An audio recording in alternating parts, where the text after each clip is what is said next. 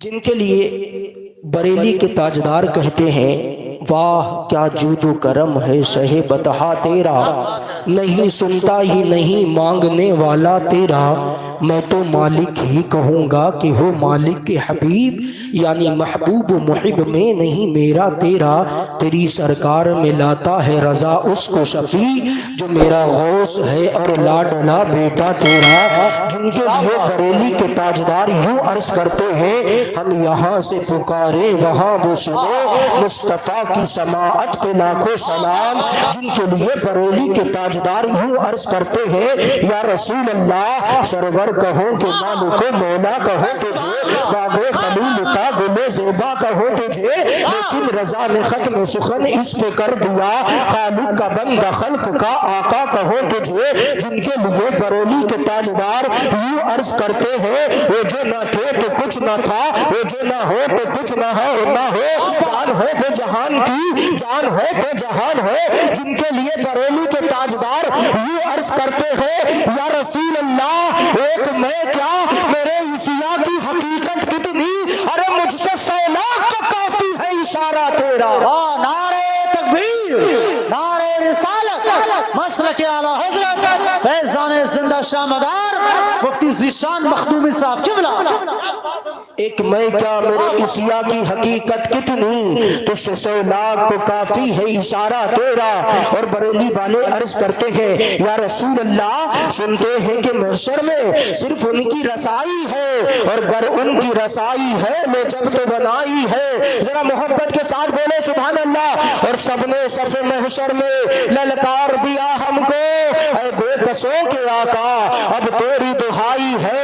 لوگ کہنے لگتے اگر بریلی کے تاجدار مقطع نہ لکھتے یعنی آخری شعر نہ لکھتے تو لوگ کہتے یہ دیکھو بریلی کے تاجدار جن کے یہاں تم رہتے ہو، بریلی میں رہتے ہو، اور وہ یہ کہہ کے گئے ہیں کہ سنتے ہیں کہ محشر میں صرف ان کی رسائی ہے، گر ان کی رسائی ہے گدلو جب تو بنائی ہے، یعنی شک اعلیٰ حضرت کو بھی تھا شاید ان کی رسائی ہے، یقین نہ تھا، لیکن پھر اعلیٰ حضرت نے مقطع لکھا اور کہنے لگ گئے اے احمد رضا تم نے یہ کیا لکھ دیا، لوگ کیا کہیں گے کہ احمد رضا کو بھی شک تھا، ارے یہ کہے کیا آپ نے لکھ دیا، یوں کیوں نہیں کہہ دیتے۔ سنتے ہیں کہ محشر میں صرف ان کی رسائی ہے، گر ان کی رسائی ہے وہ جب تو بنائی ہے، شک مت کرو کہ اللہ میں یہ شک کیا تھا واللہ رضا واللہ، ارے صرف ان کی رسائی ہے، صرف ان کی رسائی ہے۔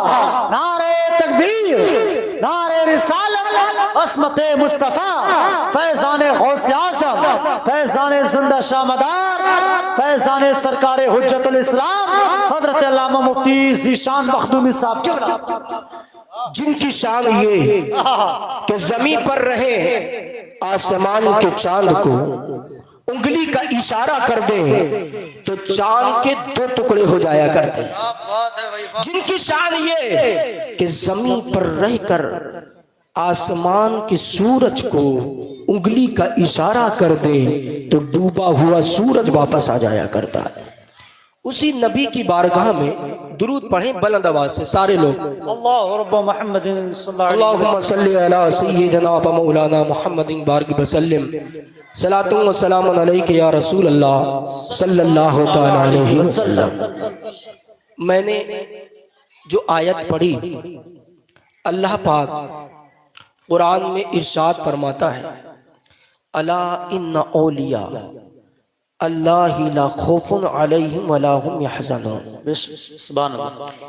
اللہ کے ولیوں کو نہ کوئی خوف نہ کوئی حزن و ملال، ان کی زندگی بھی سکون والی اور ان کی آخرت بھی سکون والی، زندگی بھی سکون والی اور آخرت بھی سکون والی، اور سکون ایسا کہ خود تو جنت میں جائیں گے، ہمارا یقین ہے کہ قطب المدار کر بروز قیامت ہمیں بھی جنت میں لے کر کے جائیں گے انشاءاللہ۔ ہاں اللہ تعالیٰ نے اولیاء کو وہ طاقت دی ہے۔ ولی کا معنی سمجھیے پہلے، ولی کہتے کس کو ہیں؟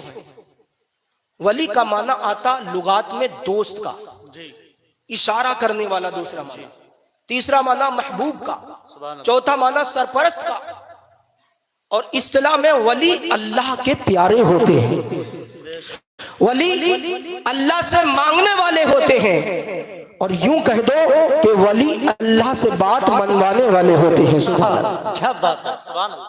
ہاں، کیا تم نے غوث پاک کا وہ واقعہ نہیں سنا کہ غوث پاک کی بارگاہ میں ایک عورت آئی، کہنے لگ گئی میرے 6 لڑکیاں ہیں، میں چاہتی ہوں کہ لڑکے اب آئے۔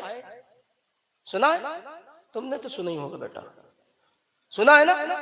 ارے بولو یار، کیوں فریز میں ایسے گوشت جیسے رکھا ہوتا ہے ویسے بیٹھے ہو؟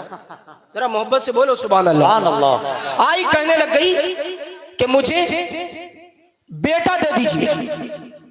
حضرت غوث پاک نے آنکھوں کو بند کیا اور کہنے لگ گئے بغداد کے شہنشاہ کہ تمہاری قسمت میں تو بیٹا ہے ہی نہیں، بیٹیاں ہی ہیں۔ سبحان اللہ۔ الٹی ہی چال چلتے ہیں دیوان گانے عشق، بند آنکھیں کرتے ہیں دیدار کے لیے۔ حضرت غوث اعظم نے فرمایا تمہاری قسمت میں بیٹی ہی ہے، بیٹا نہیں ہے۔ کہنے لگی میں آئی ہی اسی لیے ہوں کہ آپ میری قسمت کو بدل دے۔ سبحان اللہ۔ غوث اعظم نے کہا ٹھیک ہے، جلال میں آئے، فرمایا جاؤ گھر پر دیکھو جا کر کے، بیٹی نہیں بیٹا ہی ہوگا۔ اس نے دیکھا تو وہ بیٹی نہیں بیٹا ہی۔ پھر جب گھر پر پہنچی دروازے کو دستک دی اور کہا کہ بیٹی دروازہ کھولو، اندر سے آواز آئی اب ہم لوگ بیٹی نہیں ہیں بلکہ ہم 6 کے 6 جو ہے بیٹے میں تبدیل ہو چکے ہیں۔ سبحان اللہ۔ ہاں، یہ اللہ والوں کی شان ہے۔ حضرت آقا محمد الرسول اللہ صلی اللہ تعالی علیہ وسلم نے ارشاد فرمایا آج تک مسجد مدینہ کی مینار گواہ ہے، ابو ہریرہ کی وہ حدیث گواہ ہے، آقا محمد الرسول اللہ سنانے والے ہیں، حضرت مولا علی مشکل کشا سننے والے ہیں۔ تمام صحابہ آپ کی اس حدیث کو سماعت کر رہے۔ آقا نے فرمایا آؤ میں آپ کو آج ایک ایسی حدیث سناتا ہوں کہ حضرت موسیٰ علیہ السلام کے زمانے میں ایک یہودی رہتا تھا جس نے 99 قتل کیے۔ ایک دن اس نے سوچا یار مرنا تو ہے، دنیا سے جانا ہے، چلو صحیح، اس نے سوچا تو، لیکن آج کا مسلمان کہاں سوچتا ہے کہ مجھے مرنا ہے؟ آج کا مسلمان تو یہ سوچتا ہے کہ زندگی میری یہیں رہے گی، میں کبھی دنیا سے جاؤں گا نہیں، قبر کے اندر نہیں جاؤں گا۔ یہ دعویٰ کرتا ہے کہ مصطفیٰ جان رحمت سے ہم پیار کرنے والے ہیں، ہم مصطفیٰ جان رحمت کے عاشق ہیں۔ کہتا یہ ہے کہ یا رسول اللہ آپ کا دامن نہیں چھوڑیں گے، لیکن یہ کیسا انصاف ہے یار کہ یہ بھی کہتے ہیں کہ حضور کا دامن ہمارے ہاتھوں میں ہے، اور یہ کیسا انصاف کہ چہرے پر داڑیاں نہیں، داڑیاں تو نالیوں میں بہاتے۔ یہ کیسا انصاف ہے؟ نماز پڑھتے نہیں، کہتے ہمیں حضور سے محبت ہے، پڑوسی کو ستاتے ہو، کہتے ہمیں حضور سے محبت ہے، اپنے ماں باپ کی فرما برداری نہیں کرتے، کہتے ہمیں حضور سے محبت ہے۔ اگر سچے ہو تو قسم خدا کی یہ کہا کرو قبر کے اندر جاؤ یا دنیا پر رہو، چہروں پر داڑیاں سجا لو، سنت رسول سجا لو، سنت رسول اپنے چہرے پر رکھ لو، نمازیں پڑھو، روزے رکھو۔ اگر مصطفیٰ جان رحمت کے سچے غلام ہو تو روزے رکھو، اپنے چہرے پر داڑیاں سجا لو، نمازیں پنجگانہ کر پڑھو، اور اس کے بعد میں والدین کی فرما برداری کرو۔ پھر جب انتقال ہو جائے دنیا والے دیکھے کہ یہ کہے کہ یہ کسی ٹھیکیدار کا جنازہ جا رہا ہے، یہ کسی زمیندار کا جنازہ جا رہا ہے، یہ دنیا والے دیکھے تو یہ کہے لیکن تم مصطفیٰ کے غلام بن کے جاؤ۔ جب فرشتے دیکھے وہ کہے او دنیا والوں تم نے دیکھا کہ کسی زمیندار کا جنازہ جا رہا ہے، تم نے دیکھا کسی ٹھیکیدار کا جنازہ جا رہا ہے، او دنیا والوں یہ تم نے دیکھا، لیکن ہم نے دیکھا کہ یہ کسی دنیا دار نہیں، مصطفیٰ جان رحمت کے وفادار کا جنازہ جا رہا ہے۔ قسم خدا کی جب فرشتے ایسا کہہ دیں گے قبر میں پہنچو گے، چہرہ جب قبر کے اندر تمہارا اکھاڑا جائے گا، تمہارے چہرے سے کفن ہٹایا جائے گا، میرا یقین کہتا ہے کفن بعد میں ہٹے گا، مصطفیٰ جان رحمت کا دیدار پہلے ہو جائے گا۔ واہ واہ، نعرہ تکبیر، نعرہ رسالت، مسلک اعلی حضرت، فیضان اولیاء اکرام، فیضان زندہ شاہ مدار، فیضان سرکار حجت الاسلام حضرت علامہ مفتی ذیشان مخدومی صاحب کے بلا۔ جانا تو ہے یار، صاحب بہت اچھے، ایک دن جانا ہے، نہیں جانا ہے؟ جانا ہے سب کو جانا ہے جی۔ یار۔ کوئی شک کر سکتا ہے لیکن مسلمان تو کبھی شک نہیں کر سکتا نا، کیونکہ مسلمان کے پاس بہت پکی دلیل ہے۔ قرآن کی آیت ہے کلو نفس ذائقۃ الموت، بے شک ہر جاندار کو موت کا مزہ چکھنا ہے۔ اب جب قرآن نے کہہ دیا تو پھر ہم کسی دنیا دار کی کیوں مانیں گے یار؟ قرآن تو وہ ہے قول محمد قول خدا، فرمان نہ بدلا جائے گا، بدلے گا زمانہ لاکھ مگر قرآن نہ بدلا جائے گا۔ سبحان اللہ، واہ واہ۔ ہمیں تو ایک دن مرنا ہے، دنیا سے جانا ہے، پھر ہم اپنے چہروں پر داڑیاں کیوں نہیں سجاتے؟ اگر مسلمان داڑھی نہیں سجائے گا تو بتاؤ کون سجائے گا؟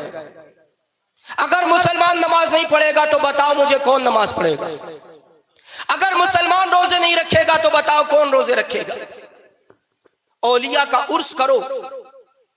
قطب المداد میں اس نے ایک دن سوچ لیا، یہودی تھا، سوچ لیا کہ ایک دن دنیا سے یار جانا ہے، دنیا سے انتقال کرنا ہے، کیوں نہ اللہ کی طرف چلا جاؤں، اللہ تعالیٰ سے معافی مانگ لو۔ نکل گیا راستے میں اور ایک صاحب سے ملا، کہنے لگ گیا ہے کوئی جو اللہ کی راہ میں مجھے معافی کا پروانہ دے دے، ہے کوئی اللہ کی بارگاہ میں جو میری بخشش کی سفارش کر دے، جو میری بخشش کا پروانہ سنا دے، ہے کوئی؟ کہنے لگ گیا ارے تم نے کیا کیا ہے؟ کہنے لگ گیا میرے 99 قتل کیے ہیں، کیا میں جنت میں چلا جاؤں گا؟ کیا اللہ تعالیٰ مجھے معاف کر دے گا؟ وہ کہنے لگ گیا تم یار بڑے ظالم ہو، تم نے 99 قتل کیے پھر بھی یہ سوچتے ہو کہ تم جنت میں چلے جاؤ گے، اللہ تمہیں معاف کر دے گا۔ سنو، معاف نہیں کرے گا، یہ اس نے کہہ دیا۔ اس نے کہا ٹھیک ہے، جب معافی نہیں ہوگا تو اب تیرا زندہ رہنا ضروری نہیں۔ تلوار نکالتا ہے، اس کا بھی سر تن سے جدا کر کے کہتا ہے 99 تھے، 100 کی گنتی میں پوری کرتا ہوں، اس کا بھی قتل کر کے واپس چلا جاتا ہے۔ جانے کے بعد میں گھر پہ پہنچتا ہے اور پہنچنے کے بعد میں کچھ مدت دراز کے بعد میں اللہ کی بارگاہ میں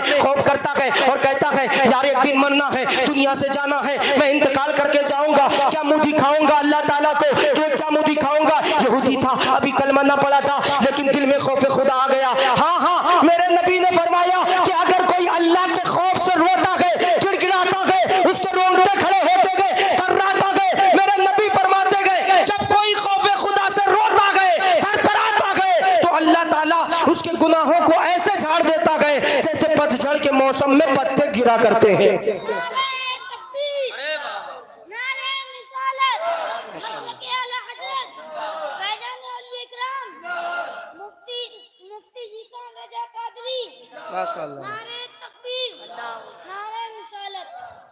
اب یہ دھیرے دھیرے کر کے یہ جوان ہے نا، وہ چلے جائیں گے، دھیرے دھیرے کر کے ایک ایک کر کے جائیں گے۔ اگر ایک دم جائیں گے سوچیں گے حضرت کو غصہ آ گیا تو حضرت جلال میں آ گئے، تو ایک ایک کر کے نہیں، دھیرے دھیرے نکلیں گے، ایک ایک چپکے سے، بالکل ابھی جیسے ایک نکل کے گئے ایسے دھیرے دھیرے کر کے نکل۔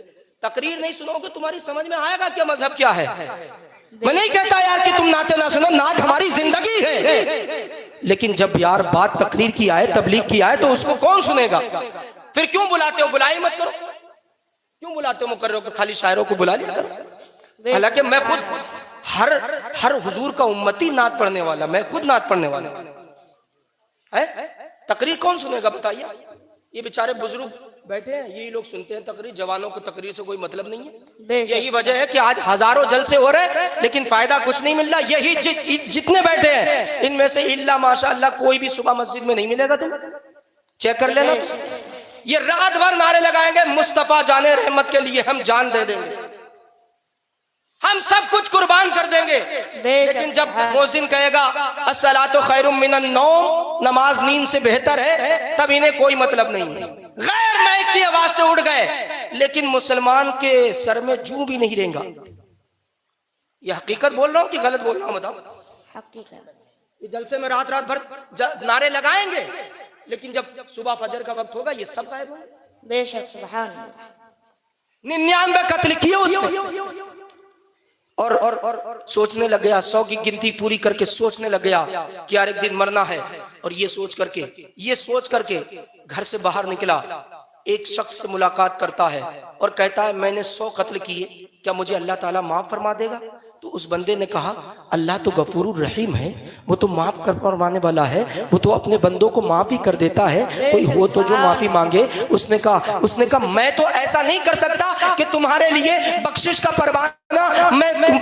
پروانہ سنا دوں، تمہارے لیے دعا کر دو، میرے اندر تو اتنی طاقت نہیں۔ ہاں تھوڑی ہی دور پر، 5 میل کی دوری پر، تھوڑی دور پر ایک اللہ کا ولی ایسا رہتا ہے جو اللہ کی بارگاہ میں تمہارے لیے ہاتھوں کو اٹھا کر کے دعا کر دے تو اللہ تعالیٰ تمہیں ضرور جنت عطا فرمائے گا۔ سبحان اللہ۔ نعرہ تکبیر، نعرہ رسالت، مسلک اعلی حضرت، مسلک اعلی حضرت، دم مدار दम मदार नारे तकबीर नारे निसालत अल्लाह का वली है, अगर उसने दुआ कर दी तो तुम्हारी जिंदगी सवर जाएगी, तुम्हारी आखिरत भी सवर जाएगी। ये सोच करके इसने अभी एक कदम ही बढ़ाया था, एक कदम बढ़ाया था, अचानक जो है मौत का फरिश्ता आता है और इसकी रूह कफसे उनसरी से परवाज हो जाती है। अब सुनो सिंघाई के सुन्नी जन्नती जिंदा दिल मुसलमानों, अभी एक कदम बढ़ाया था, उनकी साहिबे मजार बहुत दूर थे, लेकिन एक कदम बढ़ाया था, एक कदम बढ़ाया था और दुनिया से चला गया। जाने के बाद में जन्नत के फरिश्ते भी आ गए और जहन्नम के फरिश्ते भी आ गए। आने के बाद में दोनों में आपस में बहस व मुबाहिसात हो गया, बहस करने लग गए। जन्नत वाले कह रहे थे हम लेकर के जाएंगे, जहन्नम वाले कह रहे थे हम लेकर के जाएंगे। दोनों में आपस में बहस हो गई, बातचीत हो गई, हम लेकर के जाएंगे। जन्नत वाले कह रहे थे हम लेकर के जाएंगे। सुनो 100 लोगों का कत्ल किया, लेकिन जन्नत वाले फरिश्ते भी आ गए, जहन्नम वाले भी आ गए, बहस हो गई। आखिर ये फैसला आकमुल हकीमीन परवरदिगार आलम के पास में पहुंचा। अल्लाह ताला ने फरमाया ऐ फरिश्ते क्या बात है? जन्नत वाले कहने लग गए इसकी रूह को हम लेकर के जाएंगे। जहन्नम वाले कह रहे थे हम लेकर के जाएंगे। जन्नत वालों से रब ने फरमाया तुम बताओ जरा तुम क्यों रूह लेकर के जाओगे? कहने लग गए फरिश्ते अल्लाह की बारगाह में अर्ज करने लग गए मौला ये 100 लोगों का कातिल अगरचे था, लेकिन तेरे महबूब बंदे के दरबार में जा रहा था। सुभान अल्लाह, बेशक सुभान अल्लाह यार सुभान अल्लाह। 100 लोगों का कातिल अगरचे था, लेकिन तेरे महबूब बंदे के दरबार में जा रहा था। जहन्नम वाले कह रहे थे, जहन्नम वाले कह रहे थे कि इसने 100 लोगों का कत्ल किया, इसलिए इसकी रूह को लेकर के हम जाए। अब देखो अल्लाह ताला ने फैसला फरमा दिया। अल्लाह पाक ने फैसला फरमाया, क्या फैसला फरमाया? कि जमीन को नाप लिया जाए